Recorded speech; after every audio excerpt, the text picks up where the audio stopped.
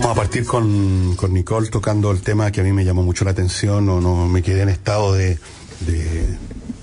botulismo, no sé qué enfermedad decir, cuando escuché a la señora Presidente pidiendo perdón a raíz de su plan.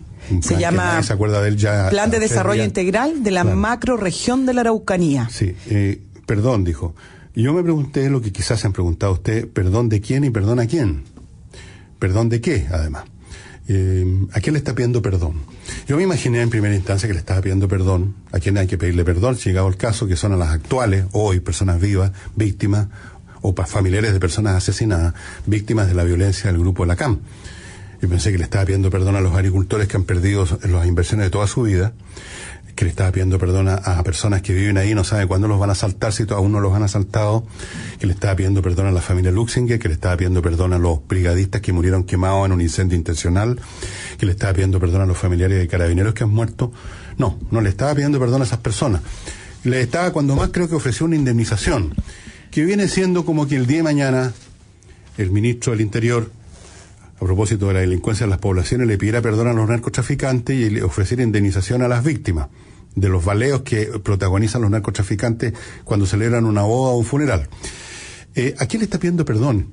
Al pueblo mapuche en general, me dirán ustedes. El pueblo mapuche en general no existe. Existe el pueblo mapuche actual, de la cual el 99% son simplemente chilenos que tienen ascendencia mapuche y que son como cualquiera de nosotros que tienen ascendencia de otras partes, o que son personas que se sienten identificadas con su N, ¿por qué no?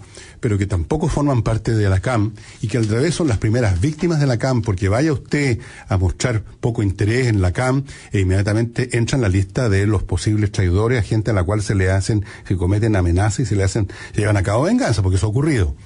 Entonces tampoco es ello. A los mapuches del pasado, a las generaciones anteriores, por los actos de quién, de Pedro Valdivia, de Diego Almagro, Cornelio Saavedra, a lo mejor de algún abogado de 1914 o 1938 que le robó la tierra, digamos, a unos mapuches, así los engañó. ¿A quién le está pidiendo perdón y en nombre de quién? En nombre del Estado. O sea, el Estado todavía hasta el día de hoy está como Cornelio Saavedra entrando a sangre y fuego en los poblados mapuches. ¿Esa es la idea? Yo francamente, me parece que es una retórica oportunista que no significa nada. Cuando Patricio Aylwin pidió perdón, ¿te acuerdas? A nombre del Estado de Chile. Había algún sentido porque el Estado supuestamente había cometido los crímenes, en realidad no los cometió el Estado, los cometió la organización que tenía el señor Pinochet.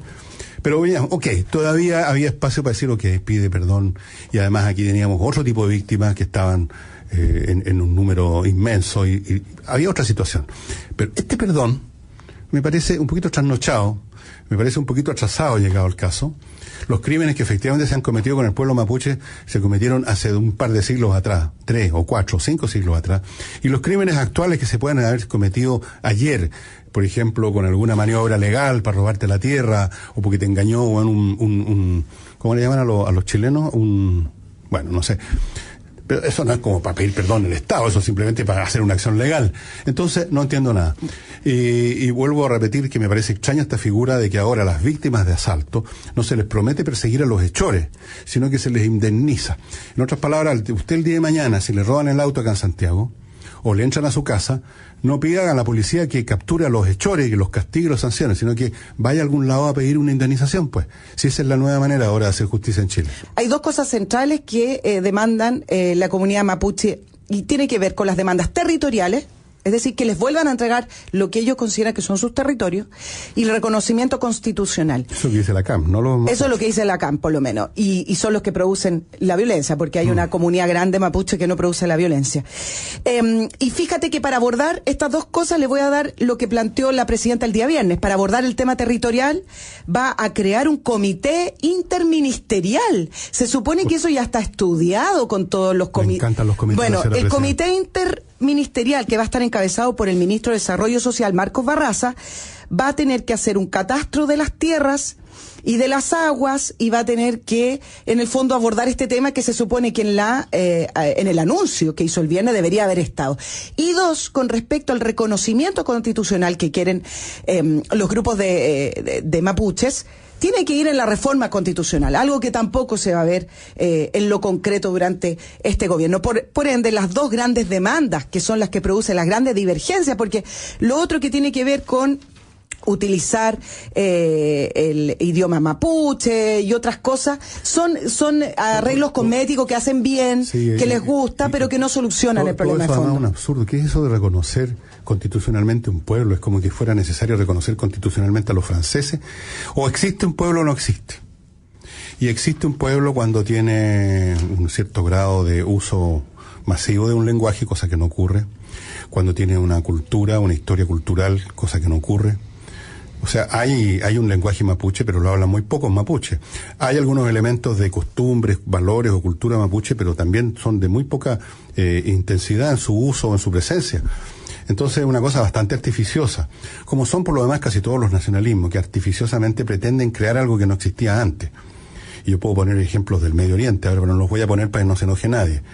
Que existe tal o cual entidad, que en el fondo es un producto moderno y se supone que viene de la época de las cavernas, poco menos.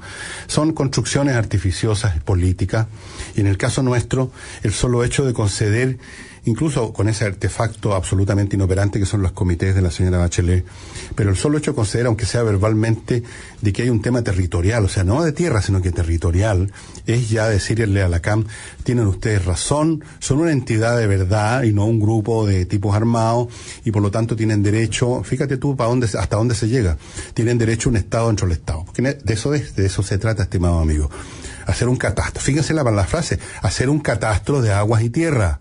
¿Para qué se hacen los catastros sino para entregárselos a alguien?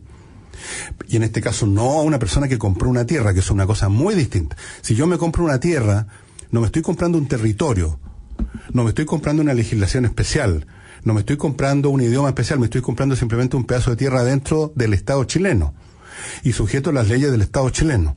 Esto sería una cosa completamente distinta.